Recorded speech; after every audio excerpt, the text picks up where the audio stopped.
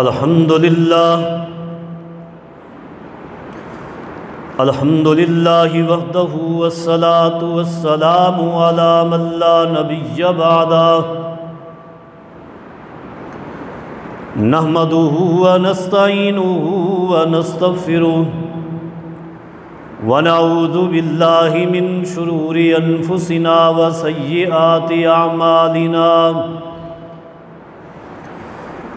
من يهده الله فلا مضل له ومن يضلل فلا هادي له أشهد أن لا إله إلا الله وحده لا شريك له وأشهد أن سيدنا ونبينا محمدا عبده ورسوله المبعوث إلى الأسود والأحمر لتتميم مكارم الأخلاق لا يخلق نبي ولا رسول بعده ولا أمة بعد أمته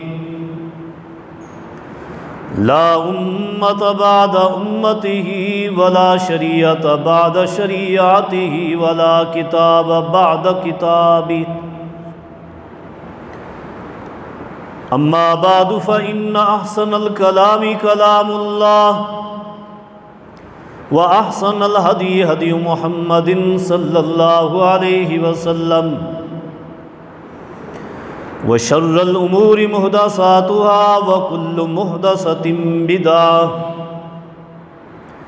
وكل بدعة ضلالة وكل ضلالة في النار من اطاع الله ورسوله فقد رشد واهتدى ومن عصى الله ورسوله فقد ضل وغوى أعوذ بالله من الشيطان الرجيم بسم الله الرحمن الرحيم فيه رجال يحبون أن يتطهروا والله يحب المطهرين وقال الله تبارك وتعالى في مقام آخر إن الله يحب التوابين ويحب المتطهرين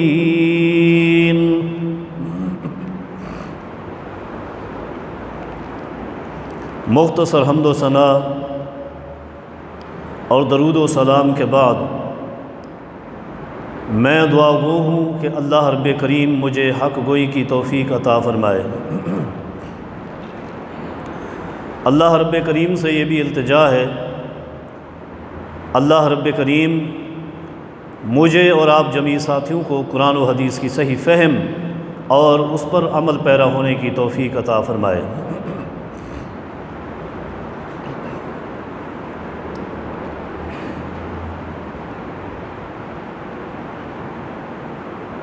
آج کا عنوان طہارت کے حوالے سے ساتھیوں نے درخواست کی تھی کہ وضو اور نماز کے مسائل بیان کیے جائیں، تو اسی نسبت سے میں ابتداءً اور تمہیداً آج طہارت میں سے قضائے حاجات کے آداب اس عنوان سے چند گزارشات آپ ساتھیوں کے سامنے رکھوں گا۔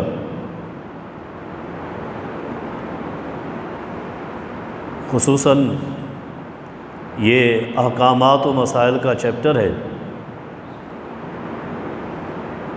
لہٰذا میری درخواست ہے کہ آپ ساتھی میری گفتگو کو، میرے ٹوٹے پھوٹے الفاظ کو توجہ سے سماعت فرمائیں گے، اس لیے کہ خصوصی جو احکامات کا چیپٹر ہوتا ہے وہ اصلاً ایک سبق کے طریقے سے ہی سنایا جاتا ہے، پڑھایا جاتا ہے۔ میں کوشش کروں گا تاکہ بات سمجھ آئے اور میری اور آپ کی اصلاح ہو جائے۔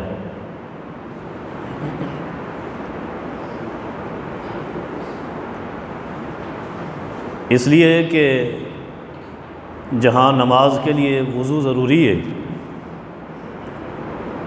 تو وضو سے پہلے جسم اور لباس کا پاک اور صاف ہونا ضروری ہے،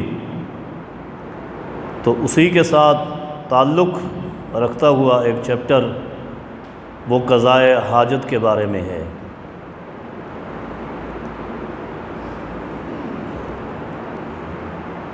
قضائے حاجت کے جو آداب ہیں، اس میں پہلی چیز یہ ہے کہ رسول اکرم صلی اللہ علیہ وسلم کی سنت مبارکہ ایک تو یہ ملتی ہے،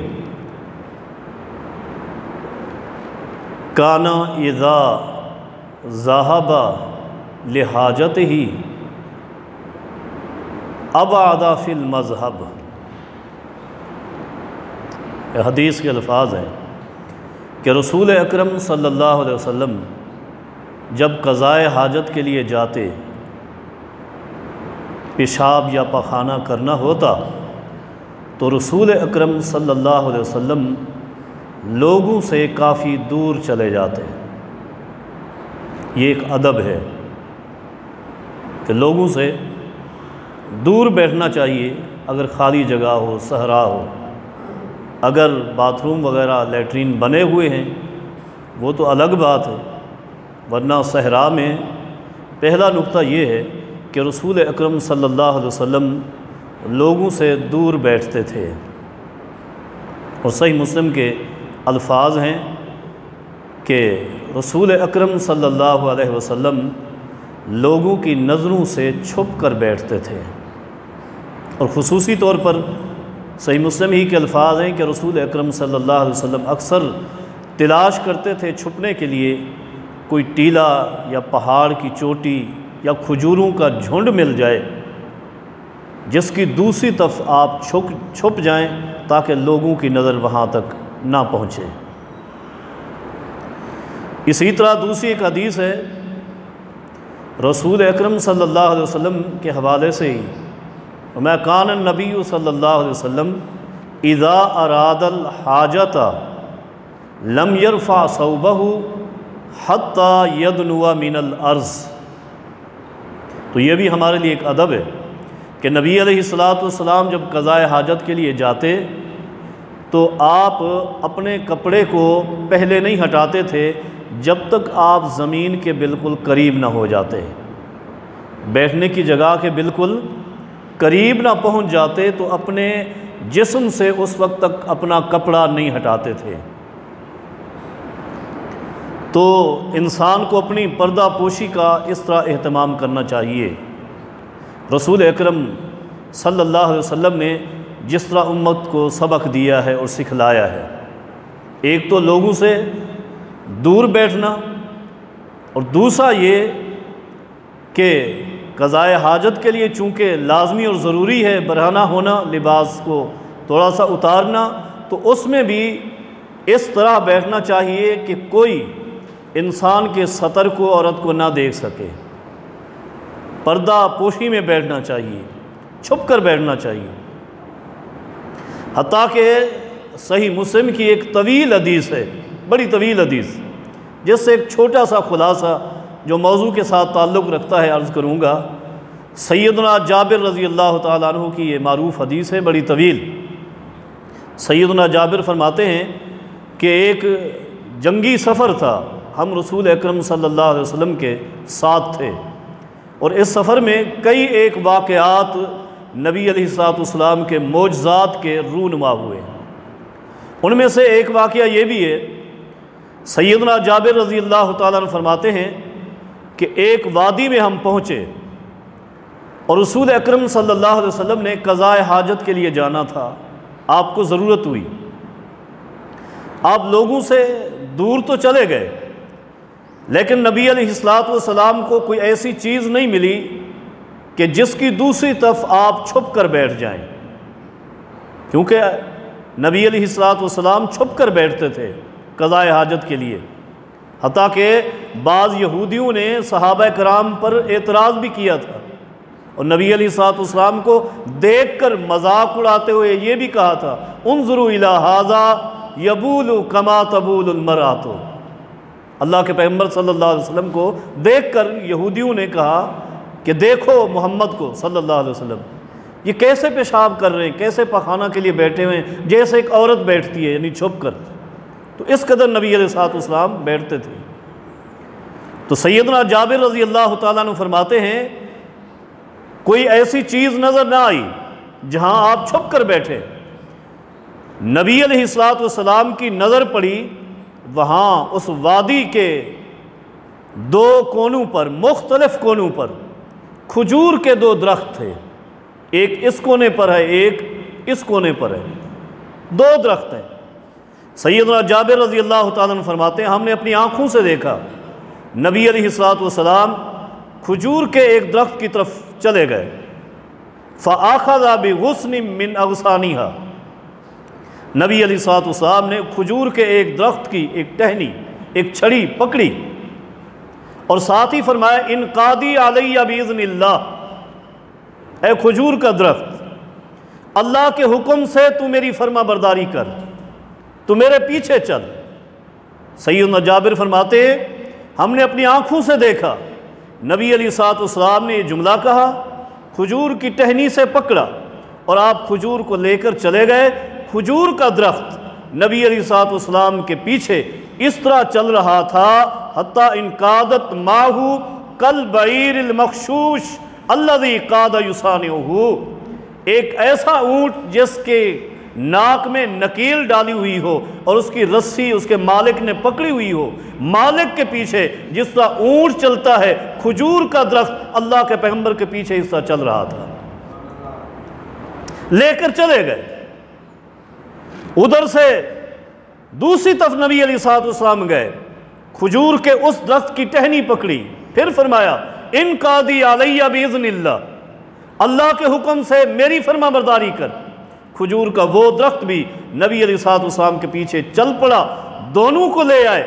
اس وادی کے درمیان میں نبی علیہ الصلوۃ والسلام فرماتے ہیں دونوں، سیدنا جابر فرماتے ہیں نبی علیہ الصلوۃ والسلام نے دونوں کھجور کے درختوں کو آپس میں ملایا، ایک جھنڈ سا بن گیا۔ ان کی دوسری طرف نبی علیہ الصلوۃ والسلام چھپ کر بیٹھ گئے، آپ نے قضاء حاجت کی، قضاء حاجت سے فارغ ہوئے، نبی علیہ الصلوۃ والسلام نے دونوں درختوں کو اشارہ کیا۔ سیدنا جابر فرماتے ہیں ہم نے دیکھا دونوں درخت دوبارہ چلتے ہوئے زمین کو چیرتے ہوئے اپنی جگہ پہ کھڑے ہو گئے۔ تو نبی علیہ الصلوۃ والسلام میں نے عرض کی اس طرح کوشش کرتے تھے چھپ کر بیٹھنے کی تاکہ لوگوں کی نظروں سے دور ہو جائے، پوشیدہ ہو جائے۔ اور نبی علیہ الصلوۃ والسلام کی یہ بھی تعلیم ہے کہ جب قضاء حاجت کے لیے آپ جائیں تو ایسی جگہوں پر جنات ہوتے ہیں اور وہ انسان کو چھیڑتے ہیں، نقصان پہنچاتے ہیں۔ جنات کے نقصان سے بچنے کے لیے بیت الخلاء کی طرف جاتے ہوئے دعا بھی پڑھ لینی چاہیے۔ دعا کے الفاظ بعض روایات میں اللہم انی اعوذ بک من الخبث والخبائث، اور بعض روایات میں جیسا کہ امام شوکانی رحمہ اللہ نے نیل الاوطار میں نقل کیا ہے، بسم اللہ کے الفاظ بھی ہیں، بسم اللہ اللہم انی اعوذ بک من الخبث والخبائث۔ یہ بیت الخلاء میں داخل ہوتے ہوئے الٹا پاؤں، بایاں پاؤں پہلے اندر رکھیں داخل ہوتے ہوئے، اور داخل ہونے سے پہلے یہ دعا بھی پڑھ لیں، اور قضاء حاجت سے فارغ ہونے کے بعد جب باہر آئیں تو باتھ روم سے نکلتے ہوئے سب سے پہلے اپنا دایاں پاؤں باہر رکھیں، اور پھر دایاں پاؤں سیدھا پاؤں باہر رکھنے کے ساتھ پھر یہ دعا بھی پڑھیں۔ نبی علیہ الصلوۃ والسلام فرماتے ہیں غفرانک، چھوٹی سی دعا، ایک ایک لفظ غفرانک، ایک اور دعا بھی ہے اگرچہ اس کی سند میں کلام ہے، لیکن یہ صحیح سند کے مطابق غفرانک، یہ تعلیم ہے نبی علیہ السلام کی قضاء حاجت کے لیے۔ اور ساتھ ہی نبی علیہ السلام کیسے شفیق ہیں، یہ بھی تعلیم دیتے ہیں کہ کہاں بیٹھنا ہے قضاء حاجت کے لیے اور کہاں نہیں بیٹھنا، یہ بھی تعلیم دیتے ہیں۔ کیا فرمایا؟ فرمایا اتقوا الملائن الثلاث، لوگو قضاء حاجت کرنی ہے، پیشاب کرنا ہے، پاخانہ کرنا ہے، ایسی جگہ کا انتخاب کرو جہاں قضاء حاجت کرنے کے بعد لوگ آپ کو بد دعائیں نہ دیں، لعنتیں نہ کریں آپ پر۔ 3 مقامات ایسے ہیں جہاں آپ اگر بیٹھ گئے قضاء حاجت کے لیے تو لوگوں کی بد دعاؤں کے مستحق بنیں گے آپ، لوگ لعنت کریں گے۔ کون سے؟ فرمایا البراز فی الموارد، جہاں تالاب و پانی لوگ پیتے ہوں، جانوروں کو پلاتے ہوں، کنواں ہے، ٹیوب ویل ہے، ایسی کوئی جگہ بنی ہوئی ہے جہاں پانی لینے کے لیے لوگوں کا رش لگتا ہے، جاتے ہیں، اس کے ارد گرد اگر آپ نے قضاء حاجت کی تو لوگ آپ پر لعنتیں کریں گے، لہذا یہاں قضاء حاجت نہیں کرنی۔ اور دوسرا فرمایا وقاریۃ الطریق، لوگوں کی عام گزرگاہ، اکثر لوگوں کا جہاں سے آنا جانا ہے وہاں بھی قضاء حاجت نہیں کرنی، اس سے دور ہو کر بیٹھیں۔ اور تیسرا فرمایا والظل، جہاں لوگ اکثر سستانے کے لیے، آرام کرنے کے لیے سایہ حاصل کرتے ہیں، ایسے درخت ہیں جہاں مستقل لوگ بیٹھتے ہیں، سایہ لیتے ہیں، وہاں جا کر آپ قضاء حاجت کریں گے، لوگ آپ کو گالیاں دیں گے، بد دعائیں دیں گے، ان سے بچنے کے لیے ان جگہوں سے اجتناب کرو، ان جگہوں سے اجتناب کرو، اور لوگوں کی تکلیف کا سبب بھی نہ بنو۔ نبی علیہ السلام کی کیسی پاکیزہ تعلیم ہے، کیسی پاکیزہ تعلیم کہ امت کے لوگوں کو تکلیف بھی نہ دیں اور اپنے لیے تکلیف بھی مول نہ لیں۔ ایک بڑی جامع حدیث ہے نبی علیہ السلام کی، فرمایا لا ضرر ولا ضرار، نہ کسی کو تکلیف دو نہ اپنے اوپر کوئی تکلیف ڈالو، ایسے کام نہ کرو۔ اس لیے یہ 3 کام تو منع فرمائے، ساتھ نبی علیہ السلام نے یہ بھی فرمایا نہا رسول اللہ صلی اللہ علیہ وسلم ان یبالا فی الجحر، جانور کی بل، چھوٹے جانور سانپ ہے وغیرہ، یہ جانور بلوں میں جو رہتے ہیں، نبی علیہ السلام فرماتے ہیں کسی جانور کی بل میں پیشاب کرنا یہ منع ہے، پیشاب نہ کرو جانور کی بل میں، وہ جانور فوراً نکلے، آپ کو کوئی تکلیف پہنچا سکتا ہے، موذی جانور ہو، اسی لیے کسی اور کو بھی تکلیف نہ دیں اور خود اپنے آپ کو بھی تکلیف میں نہ ڈالیں، جانوروں کے بل میں پیشاب نہ کریں۔ اسی طرح نبی علیہ السلام فرماتے ہیں کہ رکے ہوئے کھڑے ہوئے پانی میں پیشاب نہ کریں، نہا رسول اللہ صلی اللہ علیہ وسلم ان یبالا فی الماء الراکد، جو پانی رکا ہوا ہے ایک جگہ، تالاب بنا ہوا ہے، وہاں پیشاب نہ کریں، وہاں پیشاب کرنا منع ہے۔ آپ پیشاب کر کے چلے گئے، کسی اور نے آ کر وہی پانی استعمال کر لیا، لہذا کسی کے لیے تکلیف کا، نقصان کا باعث نہ بنے۔ ایک اور مقام فرمایا، کون سا؟ نبی علیہ السلام فرماتے ہیں لا یبولن احدکم فی مستحمہ، لوگو اپنے نہانے کی جگہ، غسل خانے میں، واش روم میں پیشاب نہ کرو، وہاں پیشاب نہ کرو۔ کیوں؟ فرمایا ثم یتوضأ فی، پھر کچھ دیر کے بعد آپ اسی میں وضو بھی کرتے، وضو بھی وہاں کر لیتے۔ اور آگے کیا فرماتے ہیں؟ فرمایا ان عامۃ الوسواس منہ، اکثر وسواس کی بیماری یہاں سے ہو جاتی ہے۔ کیوں؟ آپ نے اپنے واش روم میں، غسل خانے میں پیشاب کر لیا، بعد میں آ کر وضو کیا، خیال آتا ہے، سوچ بن جاتی ہے کہ پیشاب کیا تھا تھوڑی دیر پہلے، کہیں وہ ایک قطرہ بچا ہوا ہو، وہ چھینٹا اڑ کر میرے جسم پر پڑا ہو، جسم ناپاک ہو گیا، نماز نہیں ہوئی، کپڑا ناپاک ہو گیا، نماز نہیں ہوئی۔ یہ خیالات بار بار آتے رہتے ہیں، اور ایسے آتے بڑھتے بڑھتے دماغ میں وسواس گھر کر جاتے ہیں، پھر ہر بات پہ وہ وسواس کرتا ہے، سوچتا ہے، اور ایسی سوچوں میں گم ہو جاتا ہے، دماغ کی حتیٰ کہ کمی ہو جاتی ہے۔ تو کیسی بہترین تعلیم ہے نبی علیہ الصلوۃ والسلام کی، فرماتے ہیں کہ غسل خانے میں واش روم میں پیشاب نہ کرو۔ ہاں اگر اٹیچ بنا ہوا ہے باتھ روم، اس کی الگ بات ہے، وہ سسٹم الگ ہے، دوسرا الگ ہے، چھینٹوں کے پڑنے کا خطرہ نہیں ہے، پھر درست ہے، ورنہ احتیاط کریں، احتیاط۔ اللہ اکبر۔ نبی علیہ الصلوۃ والسلام کے ایک صحابی ہے سیدنا سلمان فارسی رضی اللہ تعالیٰ عنہ۔ میں اکثر دوستوں کو کہا کرتا ہوں، کچھ ساتھی کہتے ہیں کہ ہمیں نماز کا شوق ابھی ہوا اور عمر کافی لمبی ہو گئی ہے، دعائیں یاد نہیں ہوتی، فلاں ہوتا ہے، زبان موٹی ہو گئی ہے۔ میں اکثر یہی کہا کرتا ہوں کہ جتنی بھی عمر بڑھ جائے، سلمان فارسی رضی اللہ تعالیٰ عنہ سے عمر نہیں بڑھتی۔ کتنی عمر ہوگی آپ کی؟ 50 سال کی عمر میں، 60 سال کی عمر میں آپ نمازی بن گئے۔ سیدنا سلمان فارسی رضی اللہ تعالیٰ عنہ عربی النسل نہیں تھے، فارسی تھے، وہ بھی عربی انہیں بھی یاد کرنا مشکل تھی۔ اور کب مسلمان ہوئے؟ نبی علیہ الصلوۃ والسلام سے جو ملاقات ہوئی، اسلام لائے، ایک قول کے مطابق اس وقت ان کی عمر 250 سال تھی۔ 250 سال کی عمر میں ایک بندہ نماز یاد کر لیتا ہے، جنازہ یاد کر لیتا ہے، پیغمبر کی حدیثیں یاد کر لیتا ہے، قرآن کریم پڑھ کر یاد کر لیتا ہے۔ ہماری عمر زیادہ ہو گئی، اتنی لمبی عمر کے باوجود۔ تو سلمان فارسی رضی اللہ تعالیٰ عنہ، انہیں یہودیوں نے تنگ کیا، کیا کہا؟ کہنے لگے کہ ہم نے سنا ہے آپ کا جو نبی ہے، آپ کا جو پیغمبر ہے، علمکم نبیکم کل شیء حتی الخراط، ہم نے سنا ہے آپ کا جو رسول ہے نا، آپ کا جو پیغمبر ہے، وہ آپ کو ہر چیز سکھاتا ہے، ہر چیز کی تعلیم دیتا ہے۔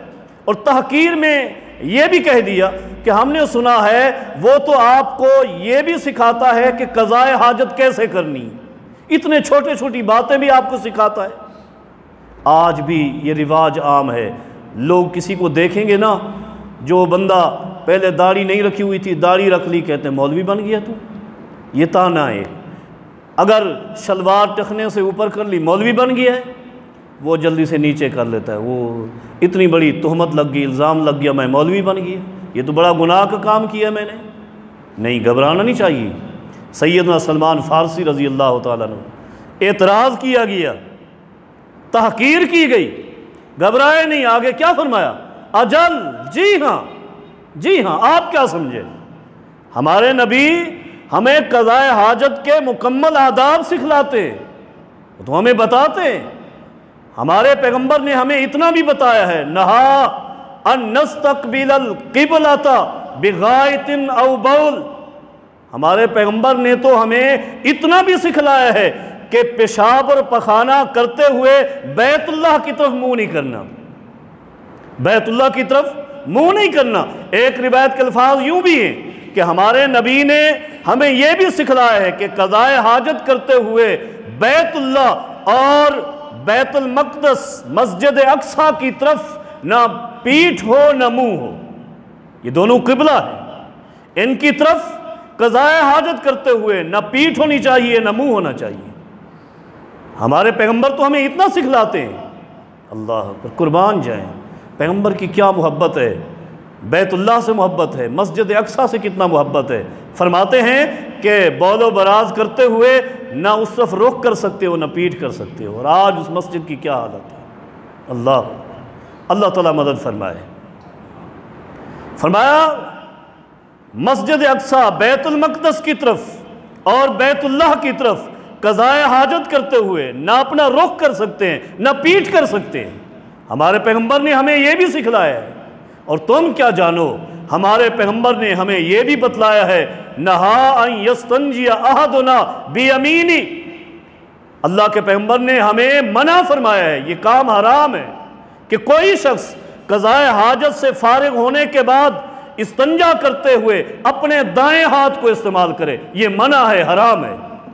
دائیں ہاتھ سے استنجا نہیں کر سکتے، استنجا کرنا ہے بائیں ہاتھ سے، یہ بھی تعلیم دی۔ میں نے عرض کی سلمان رضی اللہ تعالیٰ عنہ کیا فرماتے ہیں؟ لوگ تحقیر کر رہے ہیں، وہ خوش ہو جاتے ہیں اور ان کی تحقیر کرتے ہیں۔ فرماتے ہیں اللہ کے پیغمبر ہمیں یہ بھی سکھلاتے ہیں، یہ بھی سکھلاتے ہیں، ہمارے پیغمبر ہمیں یہ بھی سکھلاتے ہیں۔ کیا فرمایا؟ اللہ کے پیغمبر ہمیں یہ بھی بتلاتے ہیں کہ ان یستنجی احدنا باقل من 3 احجار، اگر کبھی قضائے حاجت کرنے کے بعد پانی نہیں ملا تو استنجا مٹی سے بھی ہو سکتا ہے، پتھروں سے بھی ہو سکتا ہے۔ شریعت میں یہ بات واضح ہے۔ سیدنا سلمان ان کو مزید وضاحت بتاتے ہیں، وہ تو تحقیر کر رہے تھے، سلمان رضی اللہ تعالیٰ نے انہیں ایک درس دے دیا، سمجھا دیا۔ فرماتے اللہ کے پیغمبر نے ہمیں یہ بھی بتلایا ہے کہ اگر مٹی کے ساتھ، پتھروں کے ساتھ استنجا کرنا پڑ جائے تو پھر 3 پتھروں سے کم کے ساتھ استنجا نہیں ہوگا۔ 3 پتھر یا 3 مٹی کے ڈھیلے استعمال کرنا لازمی ہے، ضروری۔ 3 سے کم میں استنجا نہیں ہوگا، اگرچہ بعض فقیہوں نے کہا ہے کہ 1 سے بھی ہو جاتا ہے، 2 سے بھی ہو جاتا ہے، کہتے پھریں اللہ کے پیغمبر صلی اللہ علیہ وسلم نے منع فرما دیا اور تعداد مقرر کر دی۔ اس لیے جب پانی نہ ہو، مٹی کے ساتھ، پتھروں کے ساتھ آپ استنجا کر سکتے ہیں، لیکن یہ خیال رہے طاق اور 3 کی تعداد لازمی ہو، 3 کی تعداد لازمی ہو۔ یہ نبی علیہ السلام کی تعلیم ہے۔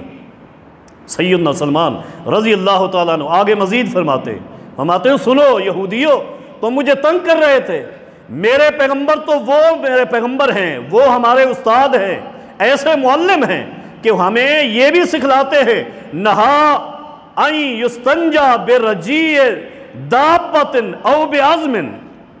اللہ کے پیغمبر نے ہمیں یہ بھی بتلایا ہے کہ لوگوں جب پانی نہ ملے اور کسی دوسری چیز کے ساتھ استنجا کرنا مقصود ہو تو پھر خیال کرنا کسی جانور کی ہڈی یا جانور کی گوبر استنجے کے لیے استعمال نہیں کرنی، یہ استعمال نہیں کرنا، وقت نہیں ہے۔ میں اختصار کے ساتھ اشارہ کر دیتا ہوں، صحیح مسلم کی ایک حدیث ہے بڑی طویل، نبی علیہ الصلوۃ والسلام فرماتے ہیں، عبداللہ ابن مسعود رضی اللہ تعالیٰ عنہ اس حدیث کے راوی ہیں، فرماتے ہیں ایک دن نبی علیہ الصلوۃ والسلام نے ہمیں بتایا کہ آج رات کو جنوں کی ایک جماعت آئی تھی، میری دعوت کر کے مجھے لے کر گئے تھے، بلا کر لے گئے تھے، میں نے جنوں کو قرآن کریم سنایا، ان کو دعوت دی، تبلیغ کی، جنہوں نے اسلام قبول کیا اور ساتھ ہی درخواست کی اللہ کے پیغمبر اللہ سے ہمارے لیے دعا کریں، اللہ رب کریم ہمارے کھانے کے لیے کوئی چیز مختص کر دے۔ نبی علیہ الصلوۃ والسلام فرماتے ہیں میں نے اللہ پاک سے دعا کی، اللہ پاک نے فوراً فرما دیا کہ ان سے کہہ دیں جانوروں کی یہ جو ہڈیاں انسان پھینک دیتے ہیں استعمال کر کے، یہ جانوروں کی گوبر یہ تمہارے خوراک کے لیے میں نے منتخب کی۔ اور ایک روایت میں ہے جانوروں کی ہڈیاں جنوں کی خوراک ہے، ان کی غذا ہے، اور معقول یہ حلال جو جانور ہیں ان کی گوبر جنوں کے جانوروں کی خوراک ہے، یہ بھی حدیث ہے صحیح مسلم کی، تو یہ ان کی خوراک ہے، اس حدیث سے ثابت ہوا یہ جنوں کی خوراک ہے۔ ایک حدیث میں یوں بھی فرمایا کہ انہما لا یطہران، لوگوں یہ خود اگرچہ پاک ہیں لیکن یہ کسی اور چیز کو پاک نہیں کرتی، ان سے آپ استنجا نہیں کر سکتے۔ کس چیز سے؟ ہڈی سے، جانور کی ہڈی سے، جانور کی گوبر، ان 2 چیزوں سے استنجا نہیں کر سکتے۔ کون فرما رہے؟ اللہ کے پیغمبر صلی اللہ علیہ وسلم۔ کون سنا رہے؟ سیدنا سلمان فارسی رضی اللہ تعالیٰ عنہ۔ ان دونوں چیزوں سے بھی احتراز کرنا ہے، بچنا ہے۔ اگرچہ فقہ کی ایک کتاب، بڑی نامور کتاب، مرکزی کتاب، ہدایہ الہدایہ، صاحب ہدایہ نے تحریر کیا ہے، لکھا ہے، کیا لکھا ہے؟ لکھتا ہے لوگو لا یستنجا بعزم ولا بروس لأن النبی صلی اللہ علیہ وسلم نہا عن ذالک۔ لوگو، یہ استنجے کا باب قائم کیا صاحب ہدایہ نے، ہدایہ والے نے، فقیہ نے، کہنے لگا لوگو ہڈی کے ساتھ استنجا نہ کرنا، جانور کی گوبر کے ساتھ استنجا نہ کرنا۔ کیوں؟ آگے خود لکھتا ہے لِأَنَّ النَّبِيَّ صلی اللہ علیہ وسلم نہان ذالک، اس لیے کہ اللہ کے پیغمبر نے اس سے منع کیا ہے۔ یہ بات بڑی خوبصورت ہے، یہاں تک رہنے دیتا، صحیح تھا، لیکن آگے کیا کہا؟ کہتا ہے وَلَوْ اسْتَنْجَا بِهِمَا لَجَازَ، اگر کسی نے ہڈی کے ساتھ، جانور کی گوبر کے ساتھ استنجا کر لیا تو یجزئہ جازا، یہ جائز ہے، اس کا استنجا صحیح ہے، ہو جائے گا۔ پیچھے کیا کہا؟ منع ہے، اللہ کے پیغمبر نے منع فرمایا ہے، اور آگے فرماتا ہے، لکھتا ہے کہ اگر کسی نے ایسا کر لیا تو درست ہو جائے گا۔ کیوں؟ لحصول المقصود، اصل میں صفائی مقصود تھی، وہ ہو گئی، نبی نے منع کیا تو کیا، ہو جائے، منع ہے ہم جانتے ہیں، لیکن استنجا ہو جائے گا۔ کمال کی بات ہے، کمال کی بات ہے، اللہ پاک ہدایت دے ان لوگوں کو۔ اور حاشیے والے نے مزید کمال کی، عبدالحی لکھنوی رحمۃ اللہ علیہ، اس نے ہدایہ کا حاشیہ لکھا، اور حاشیے پر یہ نمبر دے کر نیچے صحیح بخاری کی حدیث بھی لکھی کہ اللہ کے پیغمبر نے سیدنا ابو ہریرہ کو بھیجا تھا، میں نے استنجا کرنا ہے، 3 پتھر لے آؤ، اور ساتھ ہی آپ نے یہ بھی فرمایا تھا ابو ہریرہ خیال کرنا جانور کی ہڈی اور گوبر لے کر نہ آنا۔ یہ حدیث بھی لکھ دی، یہ حدیث بھی لکھ دی۔ پھر ہم کیوں نہ چیخیں، کیوں نہ کہیں کہ ان لوگوں کو دشمنی ہے حدیث سے۔ ایک بات ہوتی ہے حدیث معلوم نہیں، آپ یا میں ایک ایسا عمل کر لیتے ہیں حدیث معلوم نہیں، ہم معذور ہیں، اللہ سے معافی چاہتے ہیں، اللہ معاف فرمائے گا انشاءاللہ۔ لیکن ایسے لوگوں کا کیا بنے جنہیں حدیث معلوم، حدیث لکھتے، نبی کا حوالہ دیتے اور آگے کہہ دیتے ہیں کہ اگر کر لیا تو کوئی حرج نہیں، ٹھیک ہے۔ یہ کوئی دین ہے؟ یہ مذہب ہے؟ جس مذہب کی بنیاد پیغمبر کی مخالفت پر ہو، قربان جائیں سلمان فارسی رضی اللہ تعالیٰ عنہ نے یہ اتنی بڑی تقریر کر دی، ان کے سامنے وضاحت فرما دی کہ اللہ کے پیغمبر نے قضاء حاجت کے آداب سکھلائے ہیں، اور یوں سکھلائے ہیں، یوں سکھلائے ہیں۔ عزیز ساتھیوں، وقت ہونے والا ہے، ایک حدیث اور بھی عرض کر دوں۔ قضاء حاجت کے آداب میں ایک بات اور بھی ہے جس کا خصوصی اہتمام کرنا ہے، خصوصی اہتمام۔ نبی علیہ الصلوۃ والسلام، صحیح مسلم کی حدیث ہے کہ نبی علیہ الصلوۃ والسلام کے پاس اکثر ایک لکڑی ہوا کرتی تھی، عام ایک لکڑی ہو نا سیدھی اس طرح کی، اس کو عربی میں عصا کہتے ہیں، عصا کہتے ہیں، اور ایک لکڑی ہے اسے آنازہ کہتے ہیں۔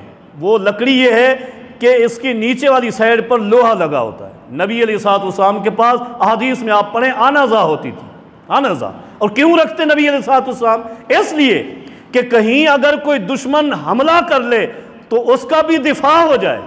اور دوسرا حدیث میں وجہ لکھی ہے کہ نبی علیہ الصلوۃ والسلام جب قضاء حاجت کے لیے پیشاب کرنے کے لیے بیٹھتے اور جگہ کہیں سخت ہوتی تو اس انزا کے ساتھ، اس کی نوک کے ساتھ پہلے زمین کو نرم کرتے تھے، پہلے نبی علیہ الصلوۃ والسلام نرم کرتے۔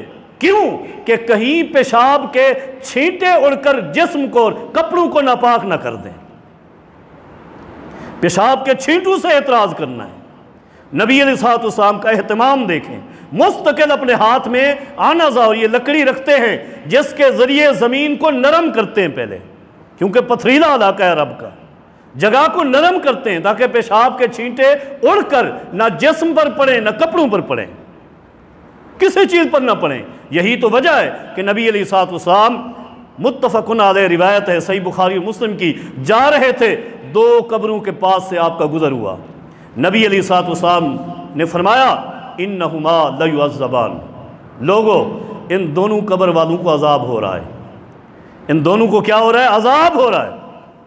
اور آگے فرمایا وما یعذبان فی کبیر، اور ان دونوں کو کسی بڑی وجہ سے عذاب نہیں ہو رہا۔ ایک حدیث کے الفاظ ہیں صحیح بخاری ہی کی، کہ وما يعذبان فی کبیر وانہ لکبیر، ان کو بڑی وجہ سے عذاب نہیں ہو رہا حالانکہ یہ گناہ بہت بڑا ہے۔ اب بات سمجھنے کی، نبی علیہ الصلوۃ والسلام فرمانا یہ چاہتے ہیں کہ ان کو جو عذاب ہو رہا ہے وہ ایک کبیرہ گناہ کی وجہ سے ہو رہا ہے۔ کبیرہ گناہ جتنے ان کا عذاب قبر میں ہوتا ہے، یہ بڑے گناہ کی وجہ سے ان کو عذاب ہو رہا ہے۔ لیکن وما یعذبان فی کبیر کا کیا معنی؟ معنی یہ ہے کہ یہ دونوں گناہ تو بڑے تھے جو انہوں نے کیے، ان قبر والوں نے جو گناہ کیے وہ گناہ کیا تھے؟ بڑے تھے، لیکن آسان اتنا تھے کہ ان سے بچنا بڑا ہی آسان تھا، بڑی آسانی سے ان گناہوں سے یہ بچ سکتے تھے، ایسے چھوٹے تھے، لیکن وہ رتبے کے لحاظ سے بہت بڑے تھے۔ کیا تھا؟ نبی علیہ الصلوۃ والسلام فرماتے ہیں اما احدہما فکان یمشی بالنمیمہ، ان دونوں قبر والوں میں سے ایک کا گناہ یہ ہے کہ وہ چغل خور تھا۔ وہ کیا تھا؟ چغل خور تھا، لوگوں کی چغلی کرتا، لوگوں کو آپس میں لڑاتا تھا، اس نے یہ ڈیوٹی سنبھالی ہوئی تھی، اللہ نے قبر کے اندر اسے عذاب میں مبتلا کر دیا۔ اور دوسرا فرمایا وَأَمَّا الْآخَرُ، اور جو دوسرا ہے فَكَانَ لَا يَسْتَتِرُ عَنْ بَوْلِهِ، وہ پیشاب کے چھینٹوں سے نہیں بچتا تھا، وہ پیشاب کے چھینٹوں سے نہیں بچتا تھا۔ اب وقت اگرچہ ہو چکا ہے، میں اختصار کے ساتھ اس جملے کی تھوڑی سی وضاحت کروں گا۔ یہاں اس حدیث پر کئی لوگوں نے دھوکہ کھایا ہے، دھوکہ کھایا۔ اس حدیث میں آگے ہے کہ نبی علیہ الصلوۃ والسلام نے کھجور کی ایک تازہ چھڑی، ایک لکڑی توڑی، اس کو دو حصے کیا، فغرز احدہما علی ہذہ والآخر علی ہذہ، کھجور کی ٹہنی کا ایک ٹکڑا ایک قبر پہ رکھ دیا نبی علیہ الصلوۃ والسلام نے، دوسرا دوسری پر، اور ساتھ ہی نبی علیہ الصلوۃ والسلام نے فرمایا لعلہما ان یخففا ما لم ییبسا، ہو سکتا ہے، امید ہے کہ جب تک یہ خشک نہ ہوں اللہ تعالیٰ ان کے عذاب میں تھوڑی سی کمی کر دے، یہ فرمایا۔ اب اس حدیث سے بہت سارے لوگوں نے دھوکہ کھایا ہے۔ نمبر ایک، پہلا مسئلہ، کچھ لوگوں نے کہا ہے کہ یہاں پیشاب کے چھینٹوں کے بارے میں جو کہا گیا ہے نا کہ پیشاب کے چھینٹوں سے قبر کا عذاب ہوتا ہے، انہوں نے کہا یہ جو حلال جانور ہیں، معقول اللحم جانور، گائے، بھینس، بکری، اونٹ وغیرہ، وہ کہتے ہیں ان کا پیشاب بھی ناپاک ہے، ان کے پیشاب کے چھینٹے بھی اگر پڑ گئے تو تب بھی دھونا پڑے گا، وضو نہیں رہے گا، کپڑے ناپاک ہو جائیں گے، قبر میں عذاب ہو جائے گا۔ یہ بڑا دھوکہ ہے، یہ غلط فہمی ہے بڑی، اس لیے کہ نبی علیہ الصلوۃ والسلام کی ایک حدیث ہے، بڑی طویل ہے، آپ سے پوچھا گیا کہ کیا بکریوں کے باڑے میں ہم نماز پڑھ سکتے ہیں؟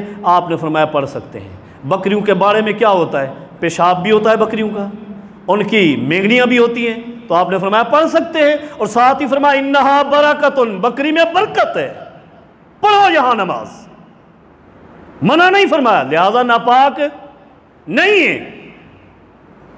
اچھا، دوسری بات یہ ہے، نبی علیہ الصلوۃ والسلام نے کچھ لوگوں کو علاج کے طور پر بتایا تھا کہ اونٹ کے دودھ میں اونٹ کا پیشاب ملا کر پئیں، ناپاک چیز میں حدیث میں آتا ہے شفا نہیں ہے، لہذا یہ موقف بھی غلط ہے۔ یہ جتنے جانور حلال ہیں جن کا گوشت کھایا جاتا ہے، ان کے پیشاب کے چھینٹے آپ کے کپڑوں میں پڑ جاتے ہیں، کپڑے ناپاک نہیں ہوتے۔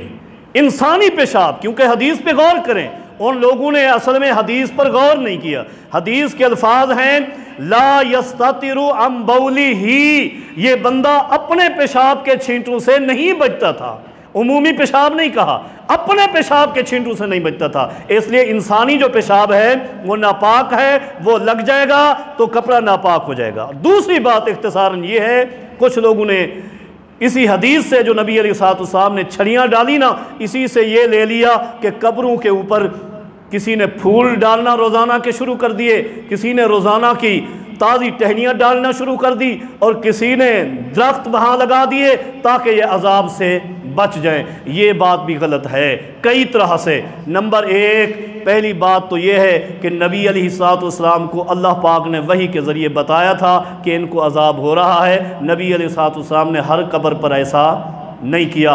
آپ یہ بتائیں کہ آپ کے پاس اللہ کی وحی آتی ہے کہ آپ کے ابا کو یا ماموں کو یا بھائی کو یا بیٹے کو قبر میں عذاب ہو رہا ہے؟ آپ کو پتہ ہے؟ نہیں ہے ہمیں پتہ، لہذا ہم ایسا نہیں کر سکتے۔ دوسری بات، نبی علیہ الصلوۃ والسلام نے بالجزم نہیں فرمایا کہ عذاب ختم ہو جائے گا، بلکہ یوں فرمایا ہو سکتا ہے، امید کرتا ہوں کہ اللہ عذاب میں کمی کر دے۔ لہٰذا یہ دونوں چیزیں اس بات پر دلالت کر رہی ہیں کہ یہ عمل بھی قبروں کے ساتھ ناجائز ہے۔ اس میں ایک دعویٰ علم غیب کا آ جاتا ہے، یہ جو کہ غلط ہے۔ علم غیب اللہ کی صفت ہے، یہ عقیدے کی بات ہے۔ اللہ نے یہ علم کسی کو نہیں دیا، اپنے پیغمبر کو بعض مواقع پر کچھ چیزوں کا علم دیا، بتایا، وہ اسی کے ساتھ خاص ہے، آگے نہیں ہے۔ اور دوسری یہ بات، اس طرح کہنا یہ بھی غلط ہے۔ لہذا عزیز ساتھیوں، قضاء حاجت کے آداب میں یہ بھی ایک ادب ہے کہ اپنے جسم کو، اپنے کپڑوں کو پیشاب کے چھینٹوں سے محفوظ رکھیں۔ بعض مسائل آپ ساتھیوں کے سامنے عرض کر چکا، چیدہ مسائل بعض رہ بھی گئے ہوں گے۔ اگر کسی ساتھی کا کوئی سوال ہوگا تو بعد میں انشاءاللہ ضرور حل کریں گے انشاءاللہ العزیز۔ ابھی یہ تمہید تھی، ابتدا تھی، میں نے شروع میں بھی عرض کیا ہے، اور اسی نہج پہ انشاءاللہ العزیز بقیہ خطبے بھی چلیں گے۔ کپڑوں کی پاکیزگی، جسم کی پاکیزگی کے حوالے سے نجاست سے کیسے بچایا جاتا ہے، اور اس کے بعد پھر وضو کا طریقہ سنت کے مطابق کیسے ہے، ممنوع کام کون سے ہیں، اور اس کے بعد پھر انشاءاللہ العزیز نماز کا مکمل طریقہ بھی سنت کے مطابق بیان کرنے کا یہ ذہن رکھتا ہوں۔ اللہ رب کریم مجھے توفیق عطا فرمائے۔ اللہ رب کریم ہم سب کو عقیدے اور عمل کی فہم عطا فرما دے، عقیدہ توحید عطا فرما دے، اتباع سنت نصیب فرما دے۔ اقول قولی ھذا استغفر اللہ لی ولکم ولسائر المسلمین۔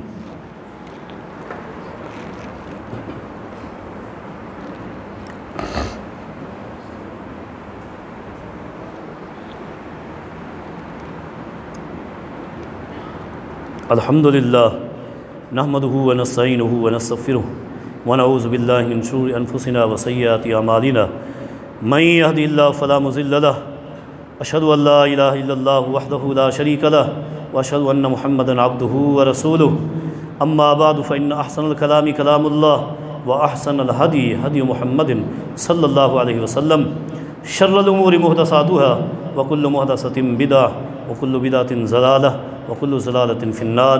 اعوذ باللہ من الشیطان الرجیم، بسم اللہ الرحمن الرحیم۔ ان اللہ وملائکتہ یصلون علی النبی یا ایھا الذین آمنوا صلوا علیہ وسلموا تسلیما۔ اللہم صل علی محمد وعلی آل محمد کما صلیت علی ابراہیم وعلی آل ابراہیم انک حمید مجید۔ اللہم بارک علی محمد وعلی آل محمد کما بارکت علی ابراہیم وعلی آل ابراہیم انک حمید مجید۔ ایک اعلان ہے کہ آج بعد نماز مغرب انشاءاللہ العزیز کھاد فیکٹری کے نزدیک راجہ پور میں ہمارا ایک ادارہ ہے جامعہ اسلامیہ کے نام سے، وہاں ایک درس کا اہتمام ہے، اور درس ارشاد فرمائیں گے فضیلت الشیخ علامہ professor Muhammad Ibrahim Bhatti Hafiza Allah of Karachi. تو ساتھیوں سے التماس ہے کہ ساتھی وہاں تشریف لے جائیں، انشاءاللہ العزیز بڑا علمی درس ہوگا۔ آج بعد نماز مغرب کھاد فیکٹری کے قریب جامعہ اسلامیہ کے اندر درس ہوگا، درس ارشاد فرمائیں گے علامہ پروفیسر محمد ابراہیم بھٹی حافظہ اللہ۔ ساتھی وہاں تشریف لے جائیں۔ اللہ تعالی ہم سب کا حامی و ناصر ہو، صفیں سیدھی فرما لیں۔